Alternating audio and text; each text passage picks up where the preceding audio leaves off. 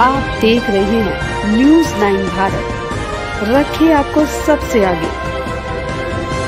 नमस्कार, आप देख रहे हैं न्यूज़ 9 भारत। मैं हूं आपके साथ अंजलि। चलिए रुक करते हैं खबरों की ओर। बरेलवी उलेमा की मांग, वक्फ बोर्ड संशोधन बिल और पैगम्बर इस्लाम बिल पर गौर करे सरकार। वक्फ बिल को दिया समर्थन, यूसीसी पर भड़के मौलाना शहाबुद्दीन। बरेली में 3 दिवसीय उर्से रजवी के मौके पर उलमा ने मुसलमानों के हितों को लेकर खास मुस्लिम एजेंडा जारी किया है। सिविल लाइन से स्थित एक होटल में ऑल इंडिया मुस्लिम जमात की ओर से गुरुवार को एजेंडा जारी कर दिया गया। ऑल इंडिया मुस्लिम जमात के अध्यक्ष मौलाना शहाबुद्दीन रजवी बरेलवी ने बताया कि 12 राज्यों से आए उलेमा ने मुसलमानों के मसाइल के साथ सियासी हालात और पार्टियों को लेकर लंबी चर्चा की। इसके बाद प्रेस कॉन्फ्रेंस कर मुस्लिम एजेंडा भी जारी किया।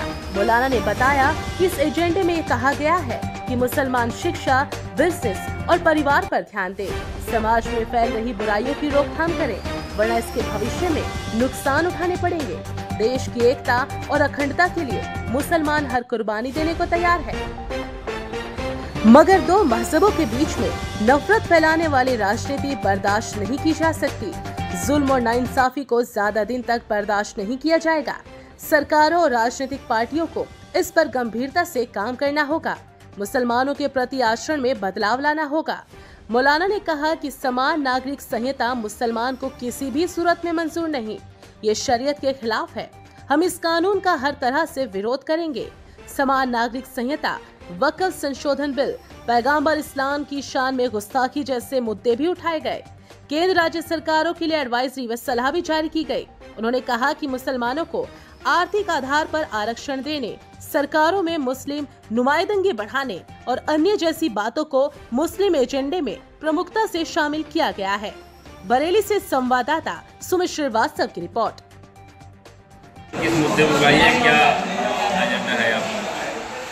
देखिए, आला हजरत के उर्स के मौके पर उलमाए कराम की मीटिंग हुई और उलमाए कराम ने एक मुस्लिम एजेंडा जारी किया है। और मुस्लिम एजेंडे में जो तय किया गया वो ये तय किया गया, वो पॉलिटिकल पार्टियों को, राज्य की हुकूमत, सेंट्रल की हुकूमत और ख़ुद मुसलमानों को भी हिदायतें दी गई हैं। इसके जो ख़ास पहलू हैं वो ख़ास पहलुओं को मैं ये बताना चाहूँगा कि सबसे पहली बात यह है कि वक्फ संशोधन बिल जो भारत सरकार ने पार्लियामेंट में पेश किया है, इस वक्फ संशोधन बिल का हम समर्थन करते हैं और वक्फ की संपत्तियों का रखरखाव और उससे आमदनी होने वाली चीज़ों को गरीब मुसलमानों पर खर्चा किया जाए।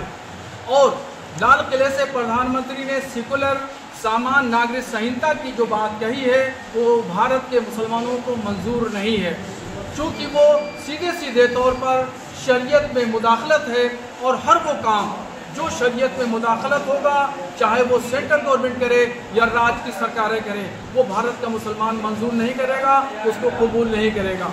इसके अलावा भारत की एकता और अखंडता कायम करने के लिए मुसलमान कुर्बानी देने के लिए तैयार है।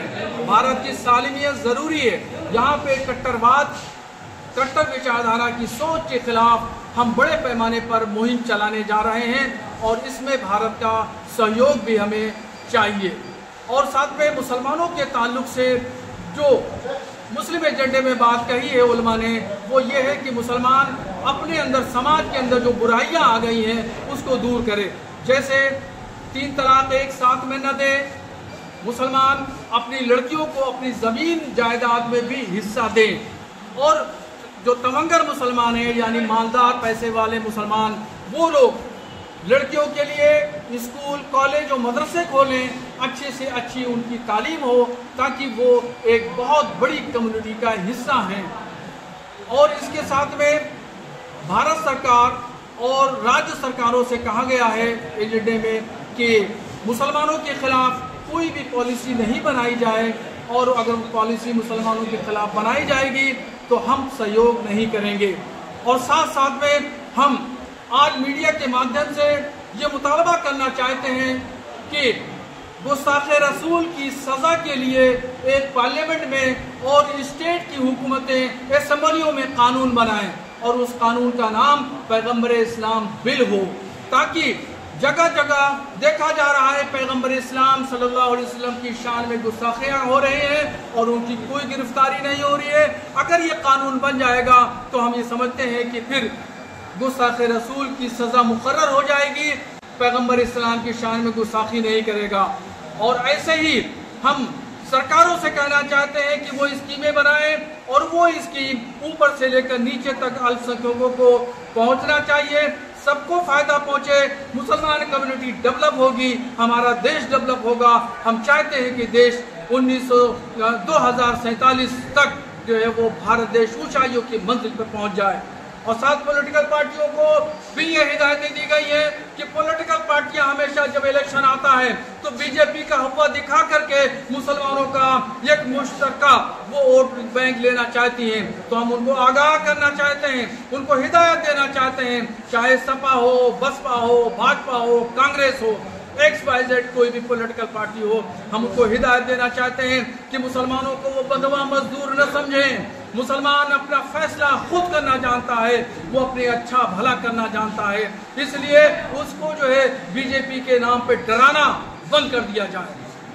किस तरह की मुहिम होगी, जिस तरह आप बता रहे हैं कि एक अलग मुहिम होगी हमारी? चलाने की बात कर रहे थे, किस तरह की मुहिम चलाएंगे आप?